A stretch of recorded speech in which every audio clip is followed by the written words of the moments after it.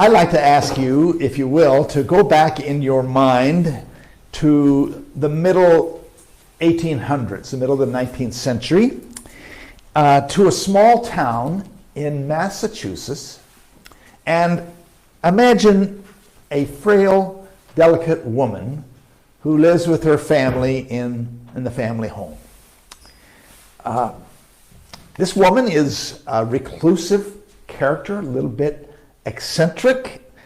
She hardly leaves the house at all. And she spends her time cooking and baking for her family and tending her large garden of flowers.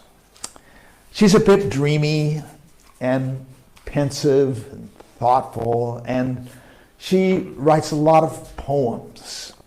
And when she has enough poems written, she bundles them up in little bundles and she wraps a ribbon around them and she puts them in her trunk. She never publishes any poems her entire life except for just a handful. And she's almost unknown by anyone as a poet. She's almost invisible as a person. At the age of 55, she dies, and her sister goes through her trunk, and what she discovers in there is this treasury of poems, little bundles wrapped up in ribbon, and she undoes the ribbons and she starts reading these poems. And she realizes that these are beautiful poems that need to be published. And so she finds a publisher, and when they are published, they go viral. The world is amazed by these poems. And the poet, of course, is Emily Dickinson. Her poems have been recognized as some of the greatest poetry ever written, expressing some of the most tender and delicate feelings, and have been studied by scholars all over the world, and have for generations have inspired people. Who would ever have thought that such a small soul, so hidden, so fragile, would ever have so great an impact on the world? I'd like you also to consider France in the late 1800s, where a young man is failing at everything he does. He fails as an art dealer. He fails as a minister. He fails in art school. And he depends on his brother for his livelihood, for having food to eat. He's moody. He's depressive. He drinks too much. He hangs out with prostitutes. And as the years go by, he takes up painting. But he doesn't follow the rules, and he's not really accepted by other painters. They acknowledge him, but he's not accepted into any of the great art shows. And so nobody understands his paintings. And he goes to the south of France, where he's just entranced by the light and the sun and the landscape and the rustic local characters, and he can't stop painting. He just paints and paints and paints, still doesn't sell any of his paintings. He ends up having a mental breakdown, and he goes to a mental hospital where he's taken care of well, and he begins to paint again, and makes some wonderful paintings while he's there. He paints hundreds and hundreds of canvases in his life, but only one painting ever sold. And in despair, at the age of 37, he ends his life by shooting himself in the chest. And within a year, his brother, who was so close to him, also dies. But after his death, his paintings begin to be shown in public. And artists begin to recognize his genius. And art critics fall all over themselves to write superlatives about him. And he becomes well known as one of the most creative geniuses in the art world. His name, of course, is Vincent van Gogh. And now his paintings sell for millions of dollars. This gentle soul who was almost unknown in his lifetime changed the whole direction of art, inspired millions of people with his emotional and vibrant and heartfelt paintings. Who would ever have thought that this gentle, tortured soul, who was a failure by the standards of his time, would become such a revered figure in history?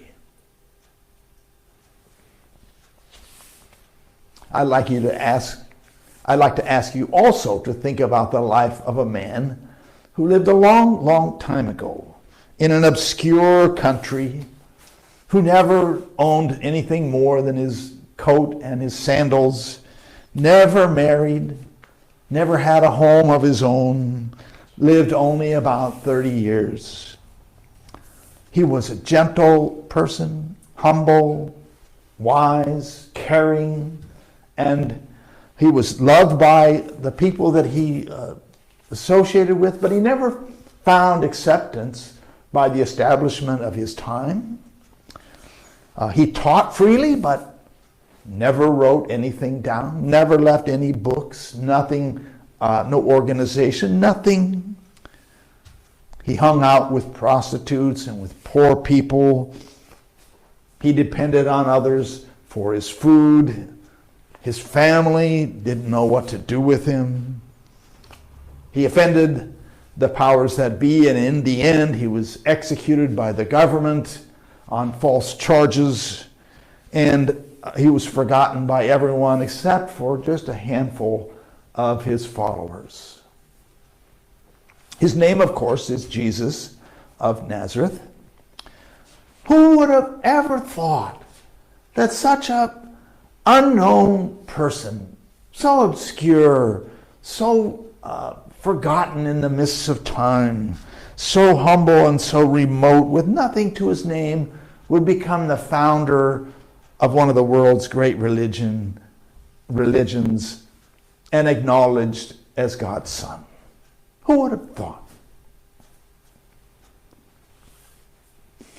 Emily Dickinson, Vincent van Gogh, and Jesus of Nazareth. Each of them was a failure in life. Each of them could have been forgotten, erased, left behind by the river of time. Each of them were so small in history, so negligible in their own time, but each of them made an enormous impact on the world. The smallest things can sometimes have the most amazing impact on the larger world. Scientists who study weather have recognized that every weather system is affected by every other weather system everywhere else. And someone has said that when a butterfly flaps its wings in Australia, it affects the formation of a tornado in Kansas. The smallest thing makes a difference. When astronomers began to study the universe, they started to measure how far apart the planets and the stars are. And what they found out was that they're all moving apart from each other. All of them are getting further and further apart. And when you think about that, the logical conclusion is that in the past they were closer together, and even further in the past they were even closer together. And so apparently they all came from one small, tiny thing.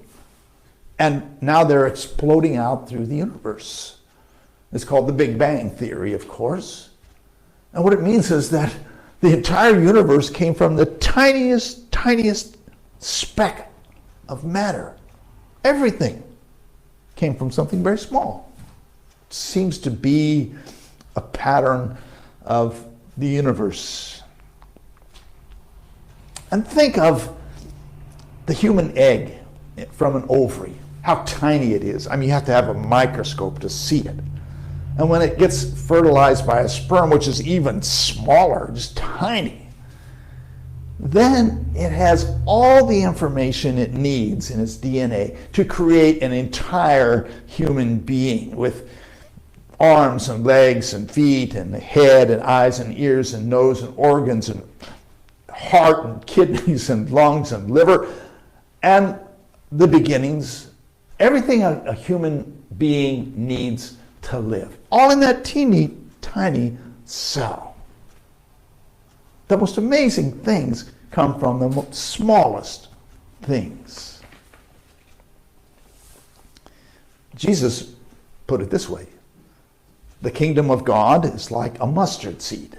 It is the smallest of all the seeds, yet when it is sown, it becomes the greatest of all the shrubs, so that even the birds can make their nests in the shade of its branches.